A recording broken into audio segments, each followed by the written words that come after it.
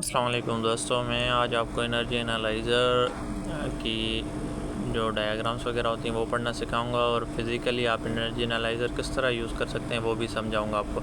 सबसे पहले आप देखें इसके ऊपर मेजर्स लिखा हुआ है। हम मेजर्स के लिए चेक करें, ओके वो क्लिक करेंगे तो हमें डिफरेंस वैल्यूज़ नज़र आएंगे, instantaneous demand, phasor diagram, signals, harmonics. तो अभी हम इसका फेज़र डायग्राम चेक करेंगे तो आप देखेंगे U1 के वोल्टेज, V1 के, V2 के, I1, I2 ये सारी चीज़ें आप इसमें मॉनिटर कर सकते हैं।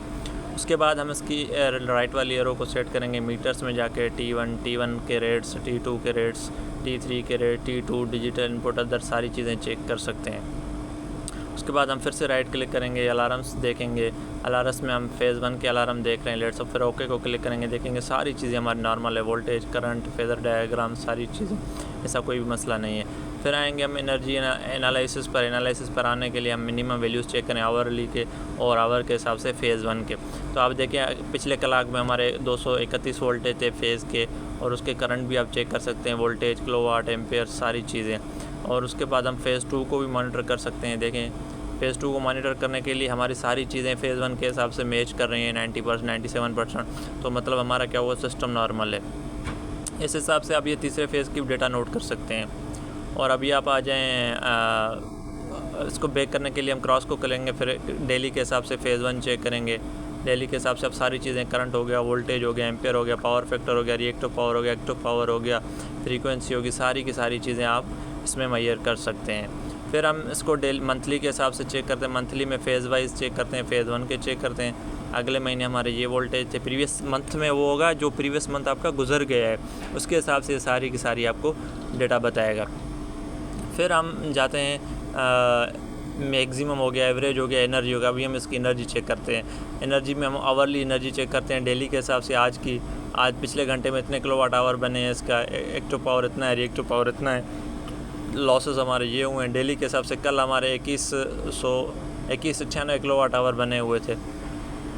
तो ये सारी चीज़ें हम इसमें अब आसानी मॉनिटर कर सकते हैं। फिर हम मंथली में आ जाते हैं। मंथली में देखेंगे अगले मंथ हमारी ये डेटा सिस्टम में चली है, एक्टिव पावर, रिएक्टिव पावर और एपरेंट पावर इतना चला है हमारे सिस्टम का। तो हम फिर इसको वापस करके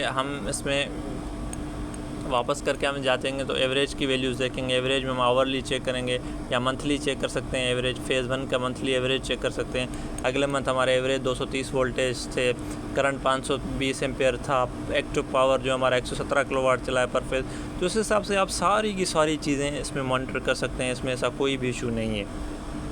दोस्तों आप मेजर्स में आ जाएंगे। मेजर्स में आप देखेंगे इंस्टेंटेनियस हो गया, डिमांड हो गया, फेज़र डायग्राम हो गया। तभी मैं आपको इंस्टेंटेनियस वोल्टेज दिखा रहा हूँ। वो लाइन टू न्यूट्रल के हिसाब से वोल्टेज, आप फिर ये लाइन टू लाइन वोल्टेज देख सकते हैं इसके। अब ये लाइन टू लाइन करंट देख सकते हैं इसका, आप कितना एम्पेयर चल रहा है, I1 का, I2 का, I3 का। और उसके बाद आप अभी आ जाएंगे तो आपको मैं हार्मोनिक्स दिखाऊँगा या सिग्नल्स। हार्मोनिक्स दिखाता हूँ। हार्मोनिक्स में आपको ग्राफ दिखाता हूँ। आप देखें ये V1 का हार्मोनिक्स ग्राफ है, फिर V2 वोल्टेज फेज़ 2 के, फेज़ 3 के आप देखेंगे, फिर करंट 1 फेज़ के देखेंगे, फिर करंट 2 फेज़ के देखेंगे, फिर करंट फेज़ 3 के। आप इस तरह से सारी की सारी चीज़ें मॉनिटर कर सकते हैं। हार्मोनिक्स ये लेमसन का एनर्जी मीटर है, इसको चलाना किस तरह होता है, किस तरह इसको नहीं चलाया जा सकता, वो सारी चीज़ें आप देख सकते हैं। आप देखें सिग्नल्स में, आप V1 के सिग्नल देखें, फ्रीक्वेंसी, वोल्टेज, सारी चीज़ें फिज़िकली आप एक डिजिटल मीटर पे मॉनिटर कर सकते हैं, ताकि आप अपने सिस्टम को ज़्यादा से ज़्यादा एफिशिएंट कर सकते हैं, ज़्यादा से ज़्यादा अपने आप सिस्टम को अपडेट कर सकते हैं और सारी की सारी चीज़ें आप बर वक्त मॉनिटर करते रहें। आखिर में दोस्तों ये तो प्रिकॉशनरी है। बाहर की दुनिया में सोलर सिस्टम को ग्रीन एनर्जी माना जाता है और इतना प्योर, सेफ़ और एनवायरनमेंट फ्री इसकी इंस्टॉलेशन होती है और उससे पावर जनरेट किया जाता है।